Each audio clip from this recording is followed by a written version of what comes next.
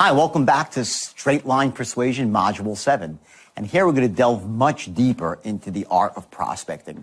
And you're going to learn now how to apply tonality, a specific tonality, to each individual question. And based on the tonality, you'll get the actual intelligence that you're looking for. You see, you're going to find very quickly here that as powerful it is to identify your own why in your own mind, you're going to learn how to identify your client's why, which is what drives him at the higher level. And that allows you, especially when it comes to those limiting buying beliefs, to take him to a place both emotionally and logically that will allow him to exceed that action threshold. Now, remember the art of prospecting here on this higher level. The most important thing is to write down, make up your own questions. I've given you sample scripts here with, most of the basic questions, but I want you to customize them precisely for your industry. And there are some that won't make sense for you. If you might be a stockbroker or an insurance salesperson, or maybe you're just an internet marketer. Whatever you are here, make sure that you identify what questions work for you and then apply a specific tonality to each question. The important ones, remember, that you care and that you're just like him. If you get those two things across as you're asking those questions, you will develop honest feedback, a dialogue that's honest, and will allow the person to open up because he knows that you're not just looking to sell him something, but you're helping him accomplish his goals, to identify his needs and help him get to that place quickly and elegantly. So again, as you watch this, take your notes and remember that everything you do at this point in time in prospecting, you're actually still closing. ABC, always be closing. You all know that acronym, and it's pretty funny sometimes, but in truth, it's exactly what you're doing. From that first moment you pick up that telephone, remember, enthusiastic, sharp as a tack, expert in your field, you're setting yourself up for a close. You're closing him at that moment to listen to you further. So now as you delve deeper into prospecting with specific questions that are targeted to gather intelligence and to identify needs, again, you're closing him on giving you that information. ABC, always be closing. And eventually, with these step-by-step strategies, as you go down the line, you'll actually be really closing the sale. But it starts here. So focus, watch closely, take your notes, and tomorrow you're going to use this stuff in your own life. See you soon.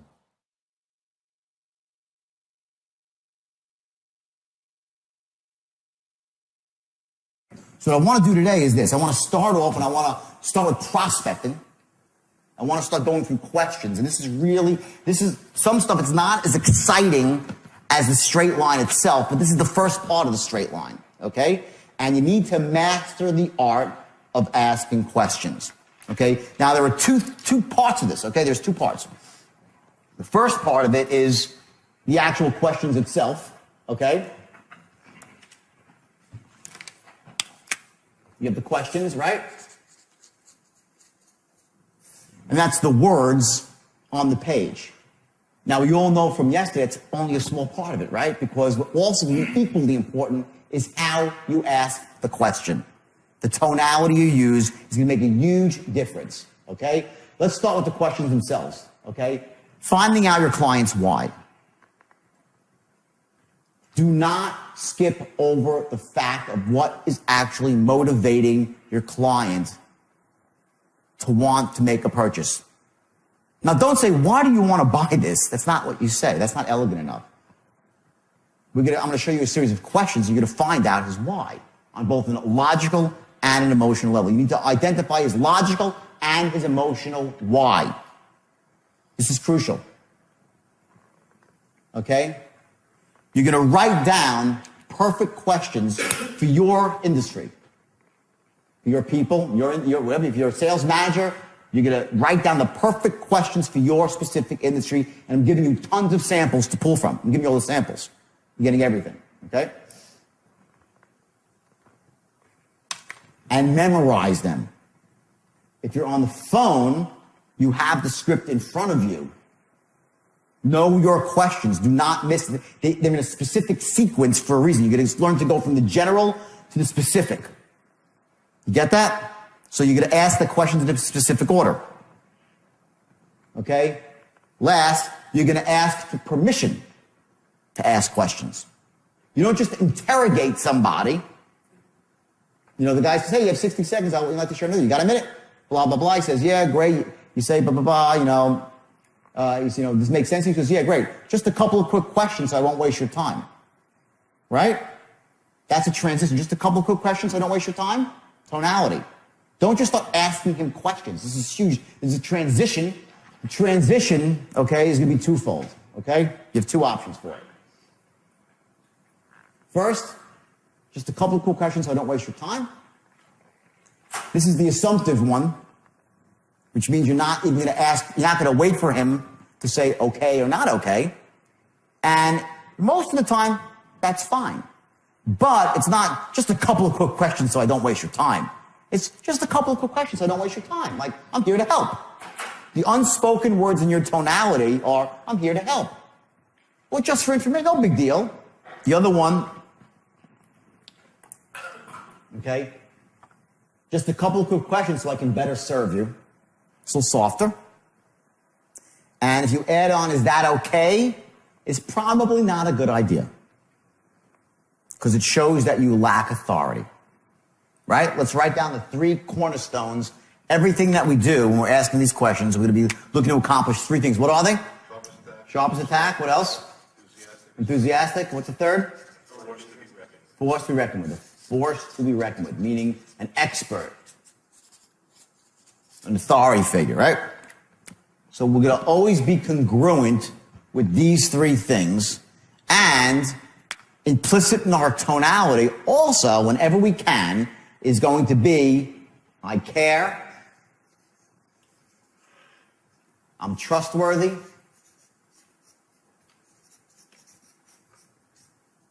I have your best interest at heart,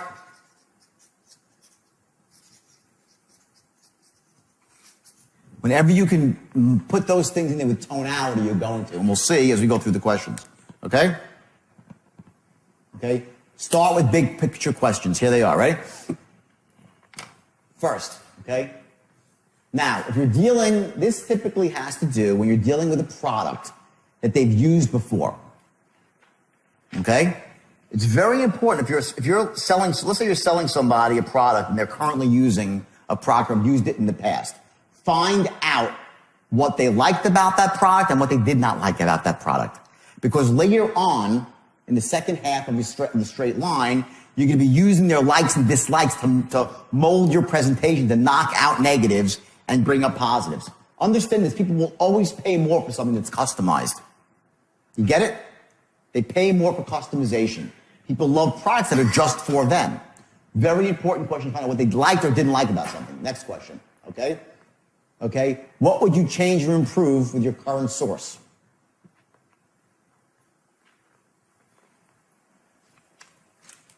Now, again, this wouldn't, for someone that's doing loan mod or credit repair, not going to really apply so much, this question. So again, you're going to choose the ones that suit your industry. But these are all the big picture questions, okay? Next. What's your biggest headache with?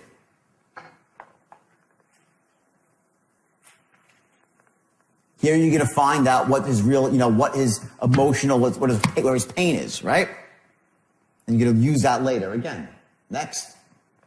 What's your ultimate objective? What are you trying to do? This is crucial in any business. If you're selling somebody credit repair or a loan, or whatever, subscriptions, whatever it might be, doesn't matter, okay? You want to know what they're looking to accomplish here.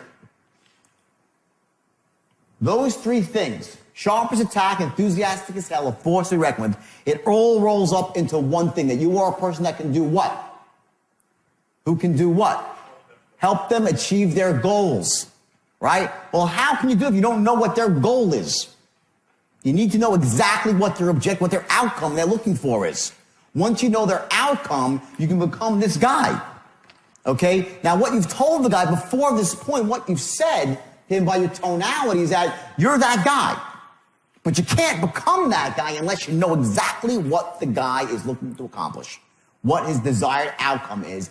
And then you'll see later, as we start going through looping, when you're closing and looking to build into a 10, 10, 10, you're going to be putting in those bullets that specifically apply. Remember I said yesterday, you're going to start tailoring it down as you go further down the line. You have specific bullets that fit that. So you're just for him. You're there to help him. Okay? Next. Okay? What would be your ideal program? Crucial. And again, these big picture questions, they're specifically broad. You need to tailor these down to your industry. But you getting the picture on what's going on? This is how you gather intelligence. Now I'm going to show you some other questions that are very specific. Okay, next. Of all the factors, what's most important to you? Guys told you the whole story. What's the most important, your number one thing you're looking to accomplish? Next. Okay, have I asked about every detail that's important to you? Now, I specifically never ask that question. I do not. It's up there because I want to give you everything that I know. Okay, everything that's out there. Some people like that. There are some successful salespeople. I don't like that question. Okay? But it's there. Okay, if you're in a specific industry or a specific sale that might go on longer, it's a decent question. For a quicker sale, 1-2 punch, it's not a great question. Okay? Okay? Now here's the goal here. Keeping your powder dry. What you have to do, okay, is once, as he's saying and relating his problem, what is making him feel out of control? What he has a goal. He's out of control right now, right? The urge you have is like, oh my God, I got the solution for that. Oh my God, I got the solution. Stop. Let him speak. Don't say, oh my God, my program's perfect for that. He says to you, well, you know, my president, oh geez, I can really help you out here. Big mistake. Do not allow the guy to have the benefit of your program yet. Do not tip your hand. Let him speak. It's your own insecurities, and it gets all of us. We all have it. I get it too on the phone. I just know to shut up. Don't start narrating his answers. Oh, it can really help you out in that one. Oh, great. Oh, we always deal with people like you. That comes later when he's ready to buy. What do you think? He's going to buy because you said that? No.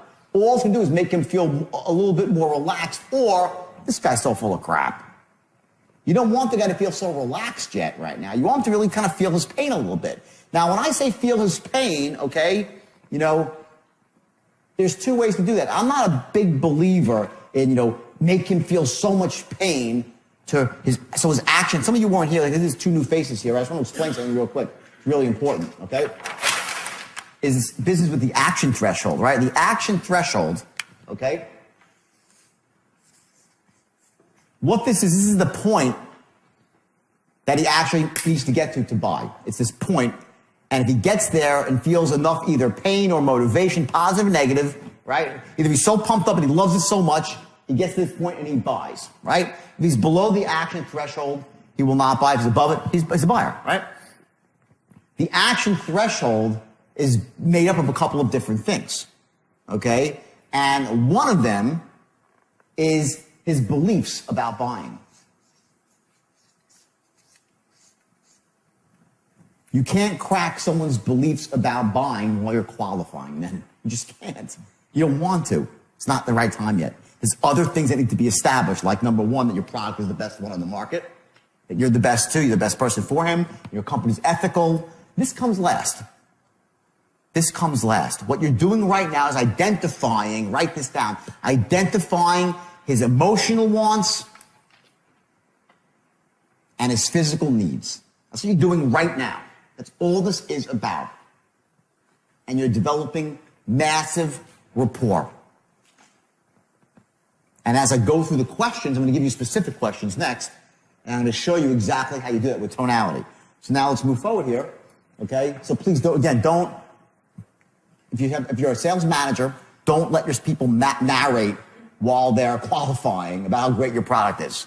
It makes you look disingenuous, and it also doesn't do anything for you, okay? If you are the salesperson, just bite your lip and listen. 2 ears, 1 mouth. You should listen twice as much as you speak, especially in the beginning, okay? You'll have your chance to speak. And when you speak, every word will be directed, okay? But just not random words that come out of your mouth. Everything's measured, okay? Okay, let's see. Okay, now, while we're qualifying, rapport will be developed with tonality and body language, right? Okay? You start asking invasive questions. Now we get specific, right? Let's get to specific questions, okay? Okay? Each question has its own tonality, okay? This is the first one.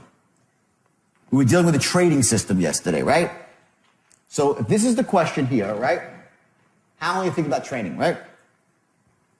There's a couple of different ways to ask that question, right? The first way would be, how long are you thinking about trading for? That's one way. The second way is, how long are you thinking about trading?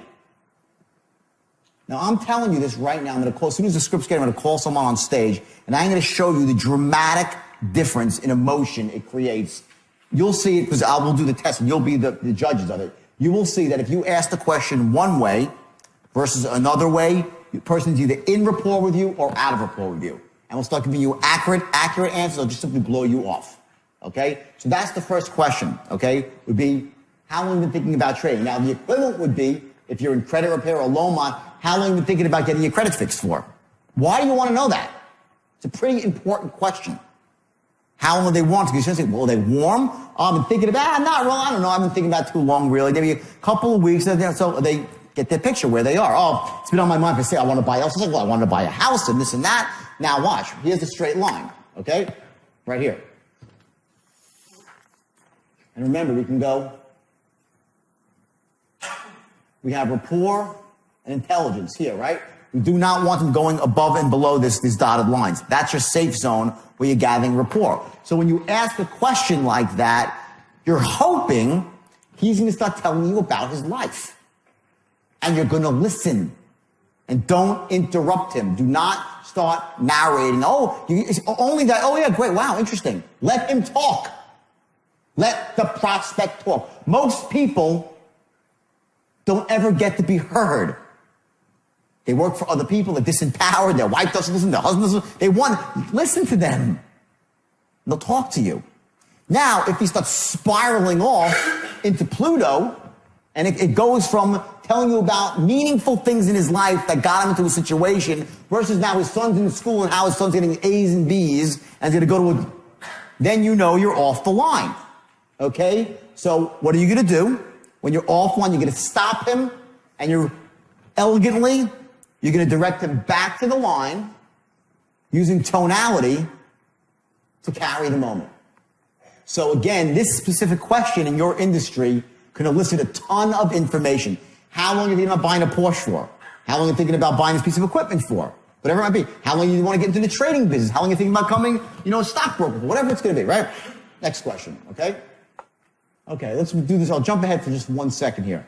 Now, we're going to do this when two people are on stage. What happens is this. When you're asking questions to people, all right? Now, I know you're on the phone. They're far away. You have to use your body. Move your body in a way that creates the right tonality for the question.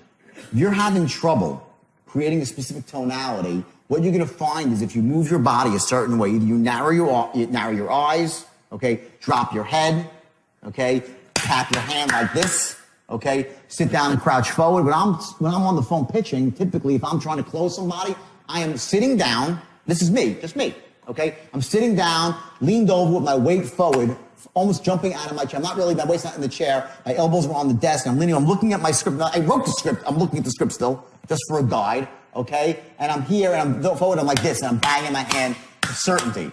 That's me. Some people will pace around. They'll pace around like this. They'll start walking back and forth, and they'll say, all right, a lot of people do that. No, none is right, and none is wrong.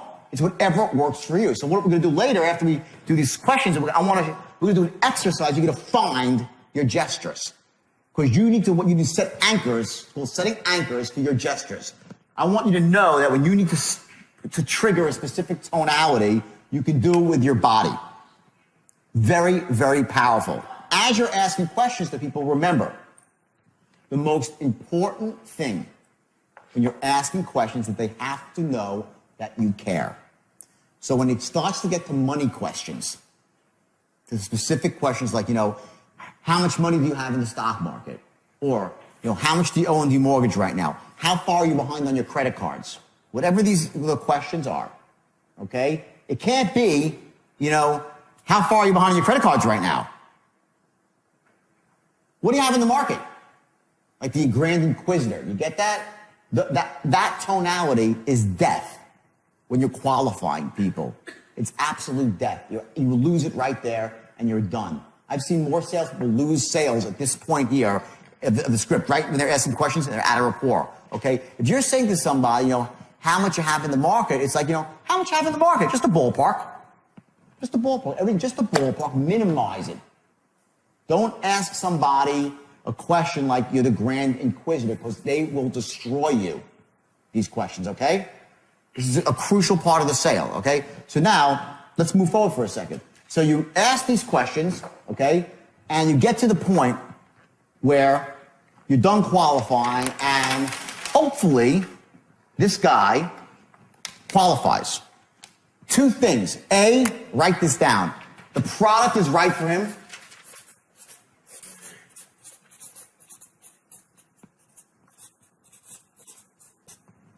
Number one. Number two, he can afford it.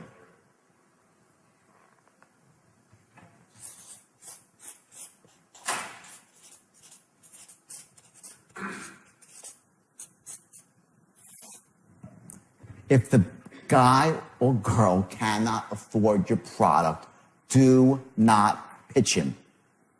The biggest mistake of a salesperson is to pitch unqualified people. A, huge waste of time, and B, you get bad intelligence on how you're performing. You'll pitch 10 people without money, and you'll say, I can't sell. I'll tell you a story. I went to the United Kingdom on a speaking tour, right? And I'm a good closer. I close. I close people. I went to the United Kingdom, and I got into a couple of different rooms, and I couldn't close a door. I couldn't sell one person in the room. I found out after the fact that they were all unemployed. And no one had money. It was a promoter, was an idiot, okay? He put people in a room, it was free. I never do free speeches ever. I learned the lesson. But I sat there for that was a blip of 4 days, and I'm scratching. I'm going through my pitch. What's wrong with my pitch? I don't get this. I'm looking, my offer not good enough? Am I not giving enough values? My close weak? They didn't have money. So I'm banging my head against the wall. Get it? Qualify your people. Make sure your people that work for you too. Qualify people out in the beginning that do not have money. Do not try to take non-buyers and make them into buyers. Huge mistake, okay? Also, that the product is right for them, okay? Please, please, please, the ethics of it all. Do not go banging people over the head to sell them your product just for the sake of selling them your product. Using a straight line. And you could do that. When you get into these loops, and we'll do this in a couple hours, the loops, people are going to buy from you whether they need it or not. Because you can convince them for a moment, but you'll burn in hell afterwards. So again, these two things you don't go forward. But once you get to the point where you're done qualifying, okay, here's your transition. Your transition is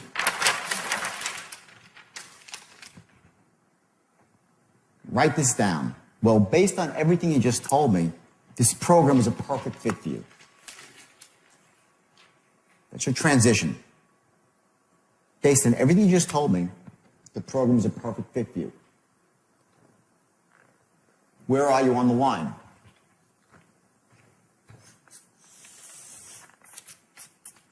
You're here, right? About right there.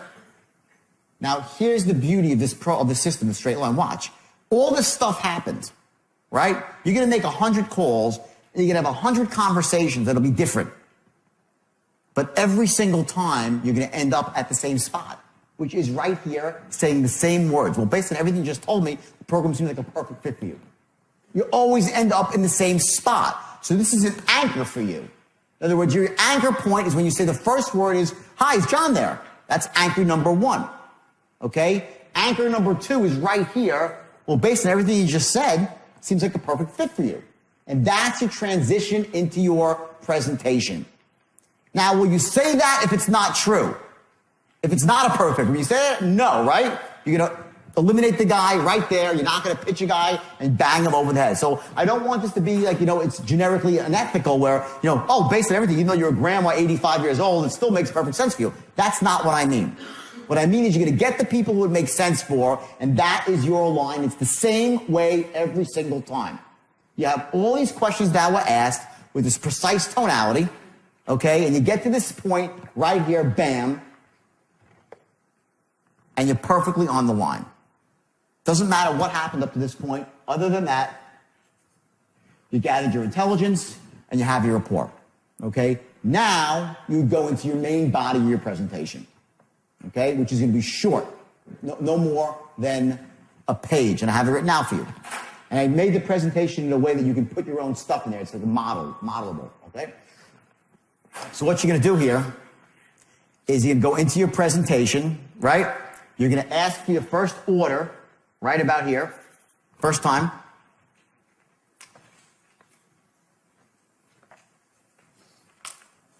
And at this point, what are you waiting for here? What are you waiting for? When you're asking for the order, you say, believe me, you'll be very impressed. Sound fair enough? What are you looking for here? You're looking for the guy to say no. We expect no. This is your next anchor here, right at this point. Your first no. You ever watch Law and Order? You know, like one of these TV Boston Legal. You know, they have this, and it's funny because they have this thing they do is like they'll be on trial, right? And the lawyers are, in their chairs, and the witness is on the stand, their witness, right? And all of a sudden the DA will come up with some killer piece of information, and the witness gets stumped, right? And the lawyers go, ah. And they just shake their head, and the jury looks over at the lawyers and say, oh, we know it all along, and the lawyers gave away, right? They dropped their guard, they showed their face, and said, and keep a poker face, right? That's the exact opposite of what you do as a salesperson. You never, ever do the Law and Order head drop. Oh, my God. The guy said no. Ugh. You get it? Whatever he says is exactly what was expected. It's always the expected response, okay? So when he says no, you perk up. You're expecting it. Okay? This is the key right here. Major anchor. The first no. From that point, you're going to run your first pattern. And this is going to be the pattern to establish this. Number one, that the product is the best thing since sliced bread. We'll get to this in a second. I'm just going to give you a quick run through the line. Okay? So what you're going to say to the guys, you gave him this presentation, right? And he says, let me think about it. So do you say to him, well, why do you want to think about it? That's answering his objection directly, right? You do not want to do that. We're going to engage in a process called deflection. You're going to deflect his objection. In other words, put it off to the side. It's unimportant. It's not even a real objection. If he says, I don't have any money, it's a different story. He says, I only think about it, I'm talking about wife, whatever. Deflect it, okay? You're going to handle that objection, but you're going to handle it on your timing. Not when he wants it, when you want it, okay? So you're going to deflect no matter what he says here. No matter what he says, I don't care if he talks about the price of tea in China. Your first question is going to be, I hear what you're saying. Not I understand what you're saying. I hear what you're saying. But let me ask you a question. Does the idea make sense to you? Do you like the idea? That's pattern number one you're going to run. Doesn't matter what happens. Because I am telling you this for sure. He's not at a 10 in terms of his love of your product. He's just not. You didn't try to even get him there. Your pitch is not designed, your presentation, and I'll get to the presentation in a second. It wasn't designed to get him there. You're just getting him in the game, showing him some benefits so he gets up there, likes it, and seems good, right? Does the idea make sense to you? Do you like the idea? Now, you're not going to say, we went through this yesterday, money aside, does the idea make sense to you? No. You don't say that. But implicit in your tonality is that money is aside. You're like, well, let me ask you a question. Does the idea make sense to you? Do you like the idea? Like, no big deal. Money aside. That's your first question. Do you see you're starting to see the concept of the line here, that it doesn't matter what happens. Every sale is exactly the same. That's the power of somebody that's not a top salesman. They can use every sale is identical. You'll get to all their objections, but on your time frame. And they're going to love you for it because they're not going to think you're deflecting. They're going to be in the game with you because you're in rapport. Okay? You'll get to the I want to think about it, but not yet. Because that is going to evaporate when you run the pattern. I want to think about it will disappear. It'll become something else. I want to do something else. I have all the objections. We'll go through those, right? So you run the first pattern, okay? And you say, does the idea make sense? Do you like the idea? He goes, yeah, it sounds good. Is that good enough? Yes or no? Not in the least. Someone says, yeah, if you say something, does the idea make sense? Do you like the idea? 90% of the time, I say, yeah, it sounds good. So the sales says, great. Now, if I've been doing business with you for you cannot move forward on the line. Watch. Every time you move forward, there's 3 ways for it to go. The guy could say an enthusiastic yes, which brings you forward on the line, right? An enthusiastic answer. Yeah, great, absolutely. Let me ask you a question. Do you like the idea? Oh my God, yeah, it's the greatest thing ever. I'll move forward. I'll say, exactly, it really is an amazing program. Move forward. But that happens like maybe 8 to 10% of the time, where someone will be that enthusiastic about your product on the first go-round. If that's the case, he's done a lot of research and he knows that it's far and few between, okay? Mostly, they'll say, yeah, it sounds good. I'll say exactly. And let me say this, and this is the key words here. The true beauty of the program, this is your power words. The true beauty of the program, that's the beginning of almost every loop. And the reason it's called a loop is watch what happens. You already made a presentation, right? Now you're past that. You ask for the order. He says, let me think about it.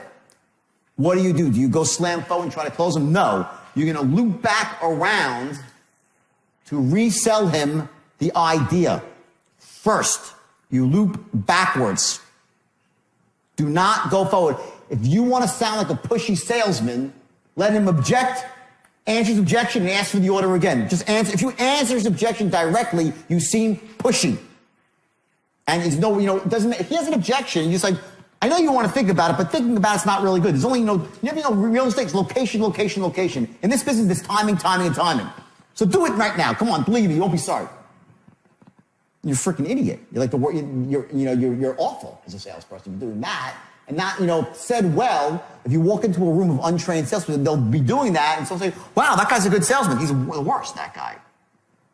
That's not how it works. What happens is you have to loop back first and now resell your product in a much more effective manner. Your secondary script is going to be the one that's much more powerful than your first script. Because remember, you're keeping your powder dry. It's just going to take a certain amount of time for you to wear down this person's beliefs about buying. It's going to take you a certain amount of time to pick the combination lock. You can't pick it all at once. Okay? So you keep your powder dry. You now put in some much more powerful benefits. So your secondary pitch is more bullet-oriented. One very powerful fact. And when you get to that, you say, you see what I'm saying? Does the idea make sense? Say, oh, no, yeah, great, I like it, it's great. The second go-around, they'll go up on you. They'll say, yeah. If they were saying, yeah, it's pretty good, they'll say, no, it's great, yeah, I really like it. Now they're probably at an 8 or a 9, maybe at a 10 if you did a good job, depending on how hot they were. Now you can move forward and continue the loop. So that's your first loop, right? Then you would move forward and you would ask him another question. That's going to start cutting through his buying beliefs about you. And I'll stop here right now. We're going to pick this up after. So I want to do the questions now. Let's go through the questions that you're going to ask. And I want to show you the precise tonalities that you're going to ask these questions in. Okay? And let's pretend right now that we're selling a trading seminar. First question is going to be, okay, now how long have you actually been thinking about becoming a trader? Okay? So start off here and say, okay, great. Just a couple of quick questions so I don't waste your time. Let's hear. Okay, great. Just a couple of quick questions so I don't waste your time. Okay. Go. Now, how long have you actually been thinking about becoming a trader? About 2 or 3 years. Excellent. And are you looking to trade part-time or full-time? Could trade maybe 3-4 hours a week or something. Okay, excellent. And where are we? Okay. And what kind of work are you doing now? And how's it going for you? Okay, that's a two-part question. First thing you'd say, hey, what kind of work are you doing now? Let him speak a bit. Say, how's it going? Once you start speaking to prompt him more. Start from the top, and what kind of work are you doing now? And what kind of work are you doing now? Okay. I'm just working in a factory and stuff like that. I work about 40 hours a week. And how's that going for you? Well, I'll tell you, it's pretty good, but I have weekends off, and then typically on the weekends, I try to get away, with my family. I don't have that much free time. And, for the most part though, we usually go and, we go up to northern England on the weekends. And, but I think I wanted to become a trader because I like hunting up there, and I think it would give me the freedom to do that. And, last weekend I was there, I remember I had to come because, I'm short of money right now, and I had to go up there and just kind of only hunt half the weekend with my kid. And my kid loves to hunt, so I figured being, a trader would be just a great thing for me because it would allow me to spend more time up there on the weekends. And, you do any hunting? Yeah, no, I don't actually do hunting, but that's really cool that you do. Hunting's a blast, I'm sure.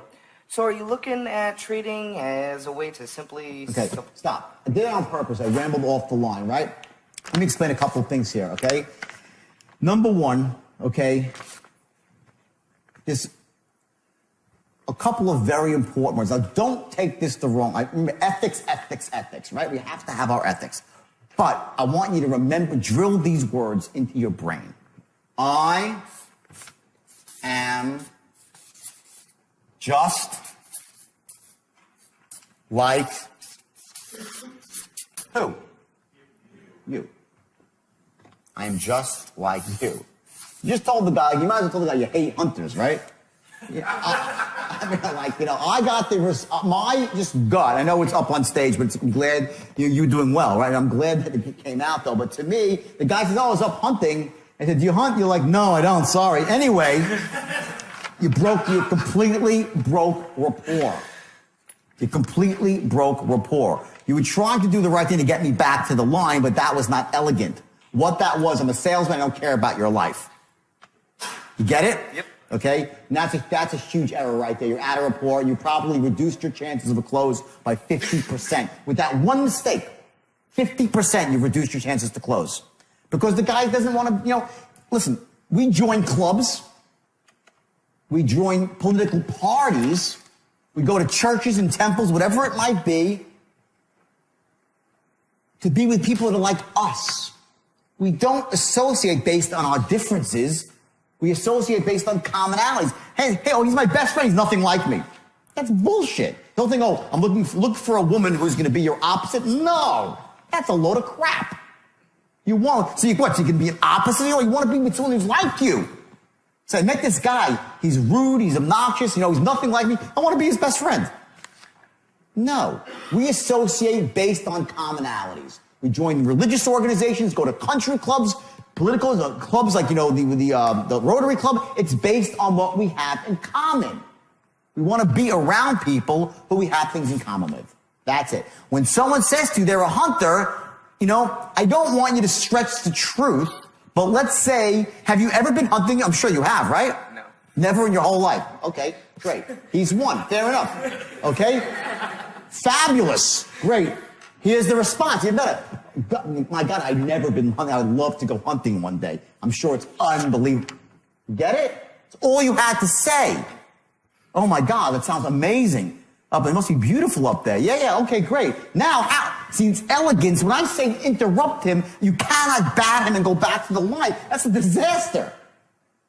That's why it's so powerful to go through a script like this, And this is such a, again, okay, watch. Very simple. If this is the straight line, okay, and this is your acceptable levels where you let the guy ramble on, right? And he starts to go up here, and I went off to the countryside. You let me speak. I spiraled, right? It can't just be, I'm not interested in hunting. I go down to the line. You're done, okay? What it's going to be is sort of the zone here. You're like, oh, wow, my God, I'm just like you. Or even better now, I wish I could be just like you. Wow, lucky you to have that. Man, amazing. Ooh, great. Now, you can't say it. Ooh, great. Ooh, boy, you're an idiot. But your tonality says it. Because I would say, wow, that's amazing. I've never been hunting. I'd love to go hunting. I have tons of friends that are hunters. It's totally cool. Anyway, now, boom. Apples and oranges in how you close a sale. You're in complete rapport with this guy. He's like, oh, wow, what a nice guy. He's like, you're interested in my life. You get it? Mm-hmm. Everyone get that? Okay. Never fall out of rapport with a question. Let's go to the next question.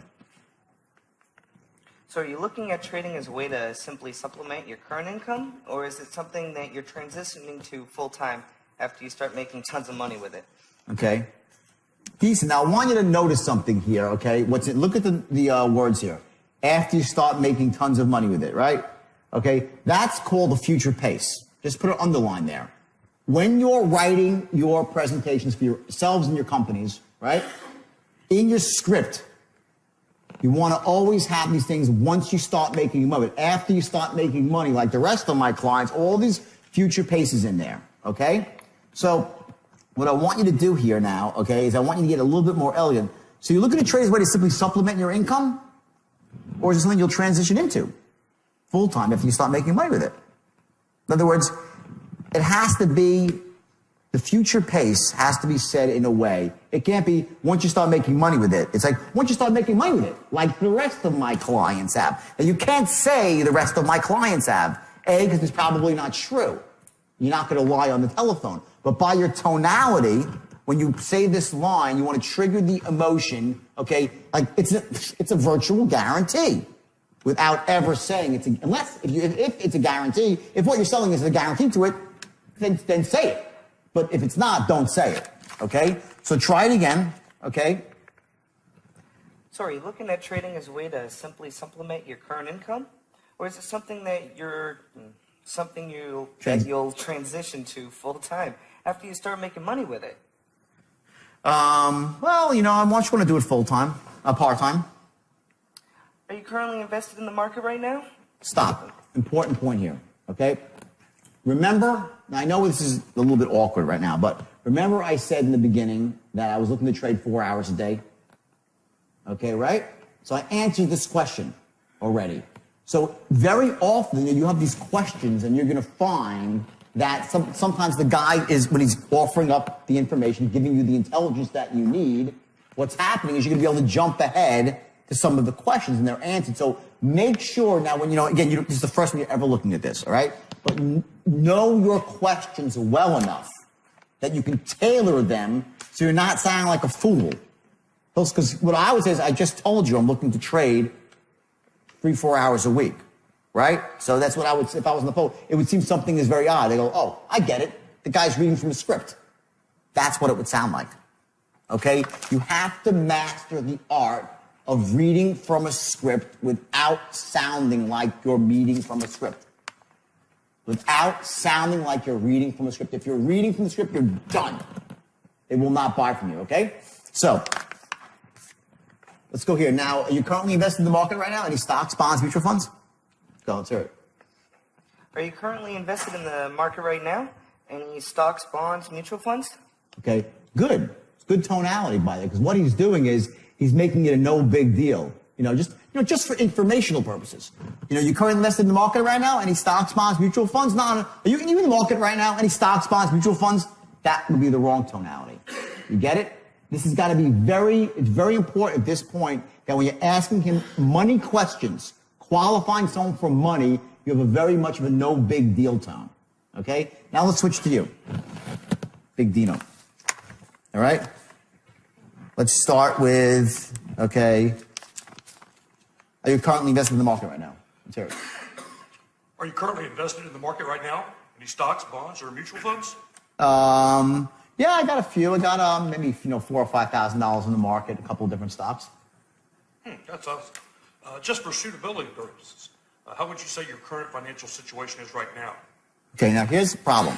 Here's the thing is that he said just for suitability purposes, how would you say your picture is right now? That's the tone of the inquisitor. Okay? The better tonality is this, right? And just for suitability purposes, what did I just do? What did you see me do? I pushed my hands out. I do it automatically as an anchor for myself, okay? When you ask, this is the most invasive question you can ask somebody, how much money you got? You get this one? You ask this one the wrong way, you're out of rapport. You are out of rapport. Then you got to get back into rapport.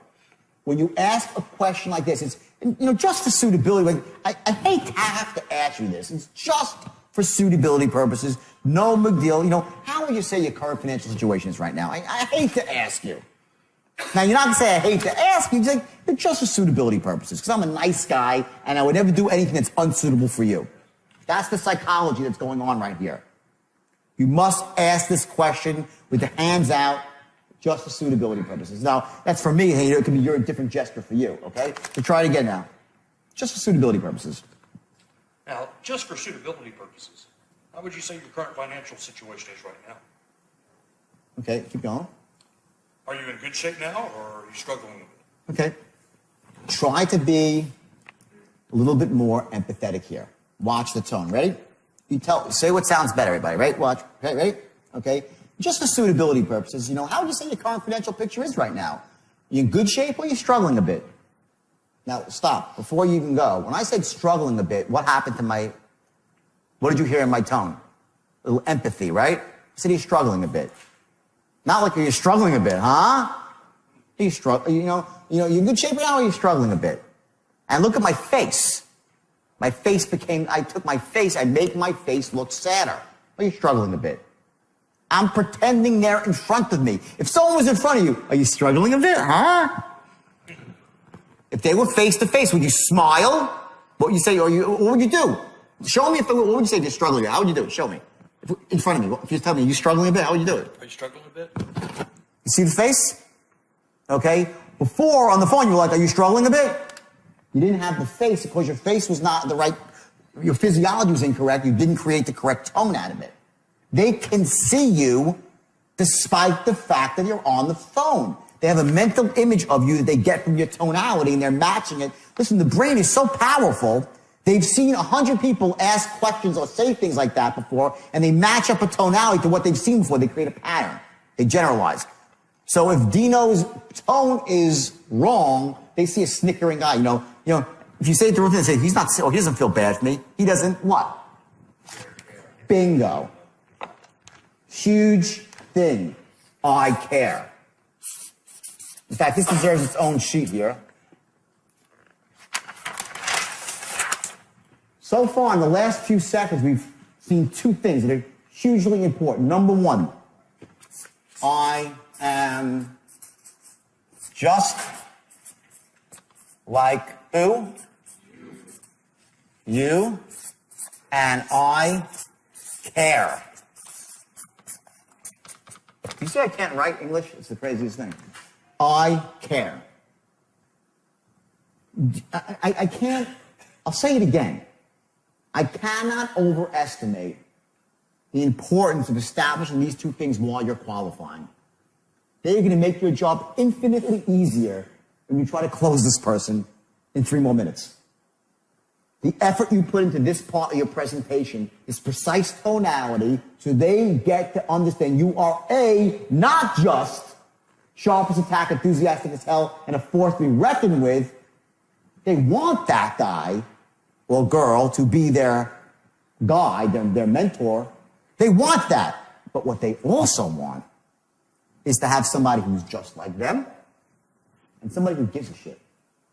It's not just there to sell them something. Get it? I'm going to spend like an hour on this. This is just, you don't get this. This is it. I'm giving you the formula right now, right here. The looping is easy. It's mechanics. I'm going to show you the looping. 2 hours, you'll get 3 patterns, no big deal. This is the elegance. This is what creates a great salesperson. This creates someone that gets tons of referrals. I'm just like you, and I care, and I'm an expert. And I'm trustworthy. Get it?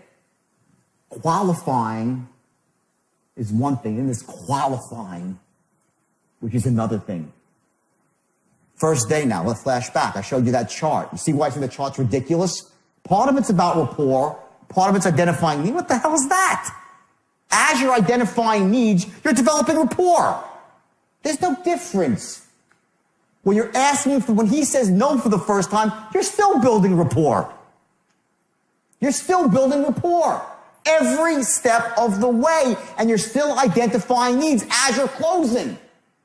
There is no division. You're doing everything at every moment, all for, you're identifying needs, developing rapport, and closing Every word that you say, all designed to get you to that one point. Doesn't matter. And these things here, this is where it's at. It's not in the hard-charging guy that you see on the phone pacing back and forth on TV. That's a load of crap. The salesperson is the ultimate wolf in sheep's clothing, but with ethics. So there's nothing wrong with it. Not a wolf in sheep's clothing in a bad way, okay, which I once was, but the right way. You come in there, you know you have the power. You got the power. You got the straight line. You're a master of tonality. You're a master of structure. You can loop and loop and loop until you pick the lock. You got it all. But you're unique as you freaking care. Bottled, you know the enthusiasm, bottled enthusiasm? It's here, right? It's not here and here and here. That loses its power really, really quickly with somebody. You might get some buyers that are like if they're just like you might get that buyer. You're going to cut out a whole element of emotional buyers that more than anything want to be understood, they want to be cared about, and they want to do business when they like. Imagine this is a pie chart. There's 100 buyers, right? And you're a great closer, but you lack the ability to create a certain emotion in a certain group of people. You lack one skill. So all that means is you're going to close a few less people. Your percentage goes down. That's the way it is. There's a reason why some people close at the highest level. It's because they don't lack the skill sets. It's skill. It's skill. It's not accident. And the greatest skill of all is what? Hard work. Number of calls you make. But when it gets past that point, it's all about these nuances, the fine ones. And these two, I'm sticking on it for all. These two, when you're qualifying, and even when he's objecting, everything will always say, even when you're at odds with the guy, right? When I said, as I said yesterday, we'll go through this again later, I said, tell me you don't like my product, and I will respectfully argue with you why you're wrong. I'll educate you why you're wrong, right? While I'm educating you, I'm also going to be telling you these two things. They're not mutually exclusive. You never buck heads with somebody on the phone or in person trying to tell them they're wrong and you're right. It's not about that. You educate. Why? Because you care. And you know your product is the best and you know it's in their best interest. And that's when this tonality, we'll go through a different tonality later, where you're as smooth as silk and say, sir, please don't misconstrue my enthusiasm for pressure. It's a great line. It's the last thing I want to do. But let me say this. The true beauty of the program, and you're back in. You have all these loops, the true beauty of the program. You'll loop back in all the time. Okay? And you're going to tailor it so you're just like him. Okay? So now let's go back here. Everyone get that? That whole concept? Okay, so let's go now. And just for suitability purposes. And just for suitability purposes, how would you say your current financial situation is right now? Are you in good shape or possibly struggling a little bit? Much better. Excellent. Give me a round of applause. That was great. Well, things have been better. It's been a tough couple of years. I'm doing okay. Paying the bills. Jordan. Stop. Okay. Now, every time, listen to me, when he says something which you have to respond back to me. Okay? You have to mirror me. Okay? So I said to you, I'm paying the bills. Okay? Here is a time when matching and mirroring is crucial, okay? You talk about using pacing and leading, right? Matching and mirroring, okay? I say to you, okay, how about this? 3 responses to this question. Let's go through the 3 responses. And this is going to go for all questions. So let's go through the 3 responses. The question is, okay, are you struggling right now or do you have money, right? There's 3 things he could say. I'm doing great. Things are great. Things are so-so, okay, right? So-so. Or things suck. So, based on the response he gives us, what do we give him back? Well, we got to mirror him back. If he says things really suck, okay, great, perfect, a victim now. You're not going to come back. And as silly as that sounds, by the way, salespeople do it all the time. Because they're locked in, okay, great, think, okay, great, like a robot, okay, great, okay, great. There's all these okay, greats that are here in the script, but they're reflection points for you to reflect back to the customer some emotion that matches his, or if you're pacing and looking to elevate him a bit, you use that to elevate his state. Everyone follow that concept? You elevate their state by your tonality, right? So these transition words you're mirroring back to the guy, they're there for a reason. So he says it sucks. Oh man, my finances are suck. Okay, great then, perfect now. Great guy for credit repair, okay? If he says so-so, I'm doing okay. Okay, great, I'm glad you're not broke. No, you're not gonna say it either, right? You're gonna come back with sort of a so-so, okay, but a little bit above. Like, things could always be worse. So what are you trying to say? What are you trying to say there? Just like you. I care. In other words, if someone says to you things are if someone says to you things are not really good right now, okay? Now there's a sort of like the really fine line. What you don't want to do is say, listen, don't worry, I have the solution for you. Everything's going to be great. You don't want to do that. You want to keep him in this state, not to hurt him, but he needs to feel a little bit of pain right now to really open up to the benefits of what you have. You're doing him a disservice if you remove all the pain right away. And don't take that as the wrong way. You don't want to put people in pain. The problem is if you take him out of pain too quickly, he won't close. And they'll still be in pain an hour later and you've done the guy a disservice. So he has to feel some pain for you to do the right thing by him. It's tough love, okay? So you're not going to solve his problem while you're qualifying him. Get it? Fight the urge, okay? So the guy says to me, man, it's not good, I'm behind in my bills, about to get foreclosed on. Okay, great. I'm in loan mods. No, you don't have that, right? You'll say, oh man, that's just awful. Well, that kind of sounds a little bit disingenuous. So what you want to do is say, I totally understand.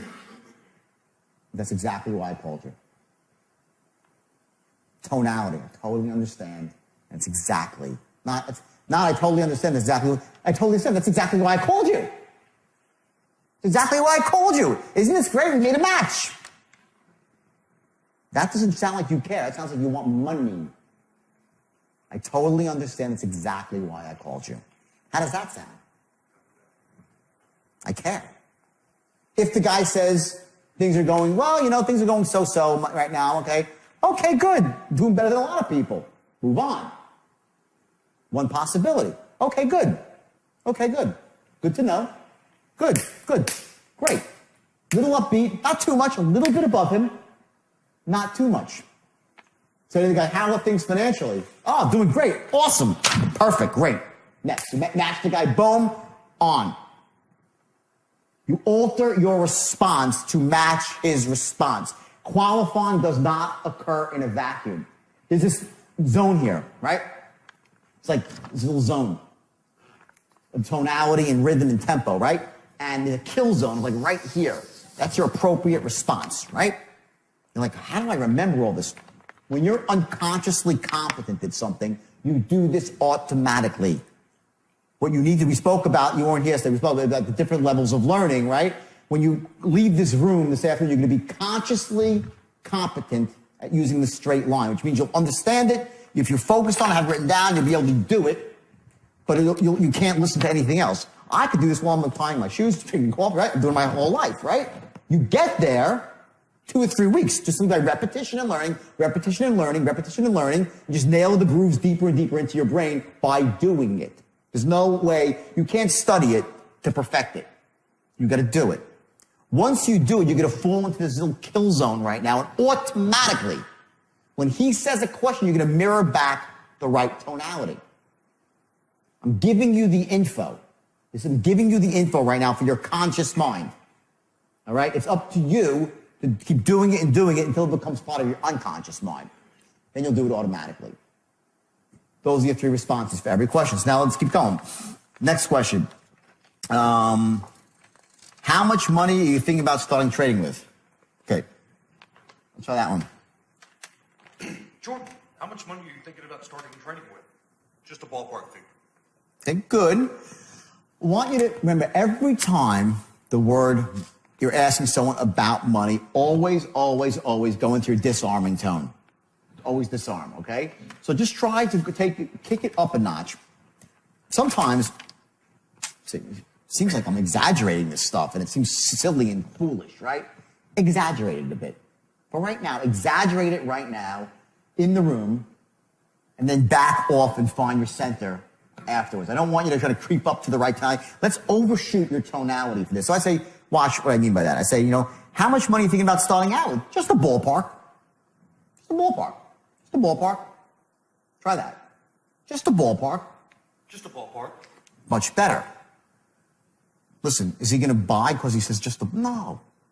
Okay? But we're going to use the same tonality about 20 more times when he's closing. Because when you start asking people to make decisions, it's the disarming tone that you use. Just a ballpark. No big deal. Okay? Getting started is simple. Question of your names and basic information, and believe me, if you do even half as good as the rest of the people in this program, you're going to be very, very impressed. Sound fair enough? That's a tonal closing pattern, okay, which goes down to a very, very impressed. Sound fair enough? Reasonable man. Just two reasonable guys. All these tonalities are going to flow through to the script, okay? Let's go to the next one here. Okay, and this is the utter one, the most invasive question of all, is how much are you liquid for right now? And are you looking for that right now? Okay, great. Here, this is specific. Okay, now this is specific to the trading industry. So it might apply to your industry, it might not. But what this is really saying is not can you get your hands on the money, but, you know, people say, yeah, I got $20,000, and then they're going to go borrow from their grandma, okay? I don't know if that applies to your industry, but if it does, see, and here's the point, what I want you to learn from this, is when you go back to your job, and you're selling or you're managing other people, think through, you go find out what your outcome is before you start writing your qualifying questions. In other words, you got to understand what exactly you're looking to accomplish when you're qualifying, besides all the rapport stuff. So what you need, the info you need to know, right? In this particular industry, what they were finding is that people would say, oh yeah, I got money. And they'd say, okay, I got to go now find them. I got to borrow the money from my mom all the time. Like, I got to go raise it. I got to find it. That's what was going on. So you added a qualifying question on to the end. Let's just say you're in a specific situation, okay, when it's one of those things where 90% of the time, okay, they have to make the decision with their wife. I would qualify that out in the beginning if it was that sort of decision. Do you need to have someone, do you make this decision alone, or is there somebody else you need to make the decision with? If that's when you kill them in a vacuum. Find out what your core objections are and start qualifying out for them to save your salesman time, to save yourself time. Balance that, though, with not over-qualifying, so you're only looking for the perfect cherry pick. There's a zone in there that you have to be comfortable in. But if there's something that's really killing you every single sale, it always comes down to the same thing, okay, you try to qualify out for it. That's why we added in another question. You know, are you currently liquid for the money? You got to raise it. Okay? So, let me hear that one. Let's find that. Are you liquid for it right now, or do you have to raise the money? Okay. Well, do you have to raise the money? Yeah. I'm on to your game. That's not quite the right tonality. But a good shot, though. So what is the right tonality? You know? Let's go through the right tonality. Would be more like, you look for that right now, or do you have to raise the money? No big deal. You have to raise it. Just want to know. I'm interested now, tell me. You have to raise it. You know, because I can help you. Like, that's the tone. Like, you know, you have to raise it. Like, some of my clients do. Just be honest with me. Let's get on the same page, pal, you know? Casualness. We buy, all things being equal, we would buy from friends and family, right? So be perceived as a friend. Who cares? Try it again. Are you currently liquid for that right now, or do you have to raise the money? 1,000 times better. Apples and oranges. Give them a round of applause. It was great. Okay? And I say, oh, no, I have the money right now. Okay, and here's the transition. Well, great. Let me say this. Based on everything you just told me, the Forex program is definitely a perfect fit for you. Now, real quick. Boom. In the body of your script. Get that?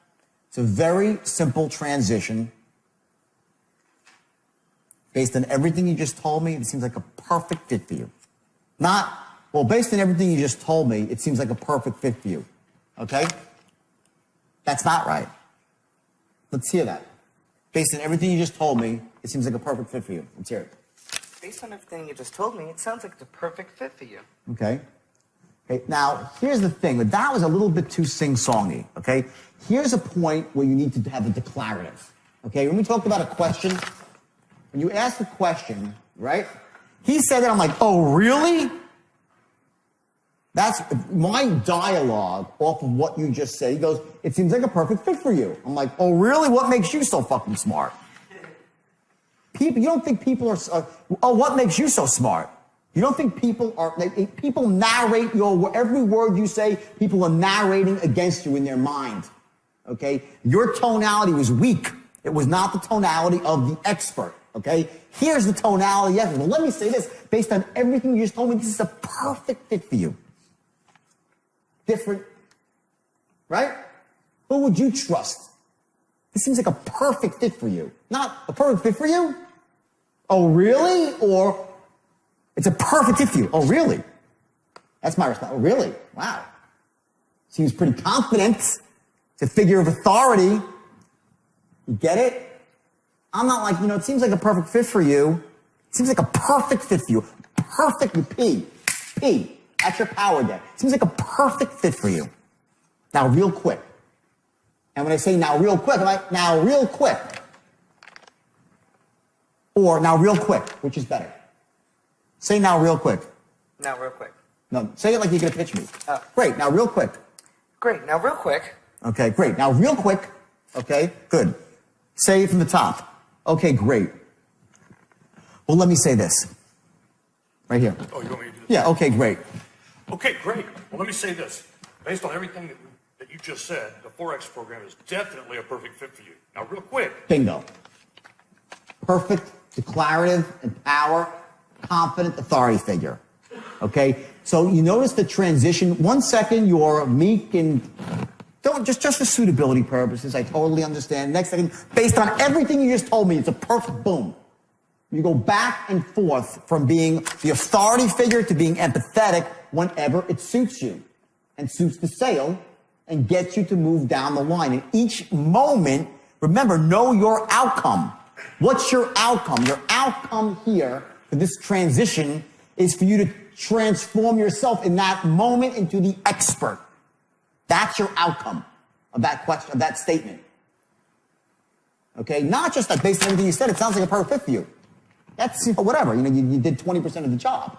Okay? It's based on everything you just said, it seems like a perfect fit for you. Now, real quick. And when I say now real quick, I speak quickly. Why? Because it's congruent with the word. I wouldn't say now real quick. Okay, now real quick. Bam. Why am I saying now real quick? Why? What does that really mean? What's that? Now I'm going to tell you about my program. Okay, anything else? Bingo. Important. Now let's talk about this. Like, every word matters. Why is that in there? Now real quick. I could say now real slowly. Now let me take this slowly. I could have wrote that. I didn't. There's a reason why. I say now real quick.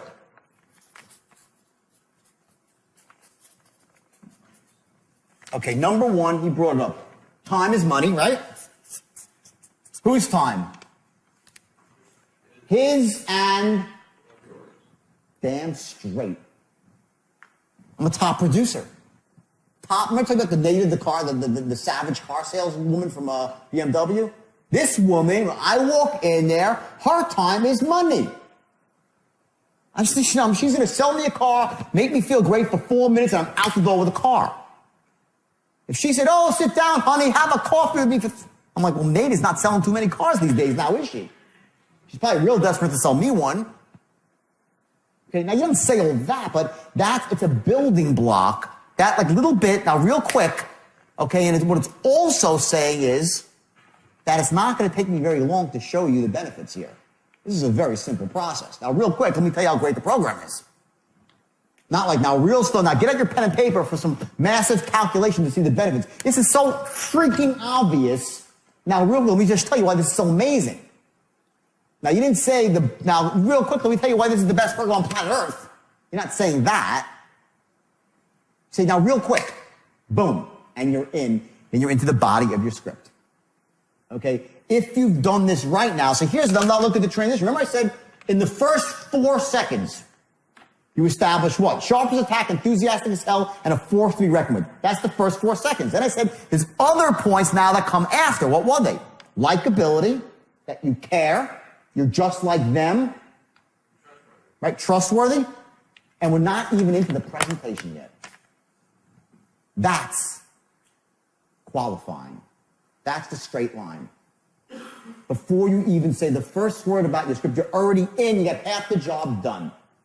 And from this point forward, it only gets better. In other words, if you think that was like, oh my God, forget that. The tonality goes 1,000-fold more important now. Now in the script, and not so much by the way in the script, that's somewhat in the script, but when you start to go into the actual, when the sales, when he says no, the sale starts, right? That's when the sale starts. When he says no, at that point, your tonality is everything. What you've done is laid the foundation, and you've done what more than anything? You have not what? Blown it. You haven't blown it. Okay? You've laid the foundation for a great presentation. You're in rapport with the person. You know all the intelligence about them. So on the back end of the sale now, when you get to this point in the straight line here, and you're looping and picking the lock, all that stuff that came out in the beginning, your own business, you go back to your business, you have all the questions I'm going to give you, the big picture questions, more specific questions. You have all the intelligence you need to create the logical case, the emotional case, you know what his wants are, so you can pick the lock, 3 turns to the right, 2 turns left, and you keep looping and looping until the safe opens and he buys. That's what's just happened here. Don't ever, ever, ever rush past the qualifying section of the script. That's the key. If you qualify correctly and create the right image about yourself, closing gets much easier. So now it's time to master the art of reading from a script without sounding like you're reading from a script. If you sound like you're reading from a script, you're done. So you have to master this art, which is about tonality and pacing. So you sound natural while you're getting across some very powerful unconscious triggers for your prospect to give you the information that you need and to maintain that tight lock on rapport so he knows that you care and he knows that you share commonalities. Remember that, we don't join clubs, we don't become members of institutions that people are different from us in. We always gravitate towards people who are just like us. When your client feels that, not up here, but here, you have a very, very easy time of influencing him or her. Important here on the action side of the equation is that in order to get to that point where you don't sound like you're reading from a script, guess what it takes more than anything? It's practice. When they say repetition's the mother of all learning, mother of skill, it's true. And there's, some amount of time you have to dedicate with this to really getting to the point where you sound good. And I just say, you sound good. You sound natural, you sound effective, not like a salesperson. The last thing you want to sound as some guy who's selling Ginsu knives on TV, right? That's a different thing here. That's not what we're learning. We're learning elegance. We're learning class. We're learning how to influence and persuade without being some hard-selling influencer. And some of you might be, hard-selling types, and that's cool too. There's nothing wrong with that. But remember, you want to balance the hard-selling out with integrity and making sure that you're selling something that they really need, not just for your own purposes to make a commission. And, I say that from experience because, I have used the straight line. Listen, it's so powerful and so effective that you can get people to buy things they shouldn't buy and to make decisions they shouldn't make. And if you use it for that, shame on you. You're taking something that's wonderful and beautiful and corrupting it. I made that mistake once in my life, and I promised myself that I would never make it again. So I want you to focus now. I want you to take 2 specific actions right now. One of them should be simply looking in the mirror and reading the script so it sounds natural. And the second is tomorrow when you go to your work or to your job, whatever it might be, I want you to use what you just learned at least twice. Not once, but twice. And I want you to make sure that you focus on the specific tonalities to move the sale forward along the straight line, to move the influence along the straight line, to move the negotiation along the straight line. Remember, on some level, everything in life is a negotiation. We all have different wants, we have different desires, but underneath that, we all share the same needs. So the idea is to figure out how someone really interprets those needs. How do they meet those needs? And you fill those needs. elegantly, and with class. And by the way, remember to write down your specific questions, the ones that are tailored precisely, specifically to your industry. Because ultimately, if you ask people the right questions, you get the right responses back, the intelligence that you need, and it makes it much, much easier to close on the back end. See you soon.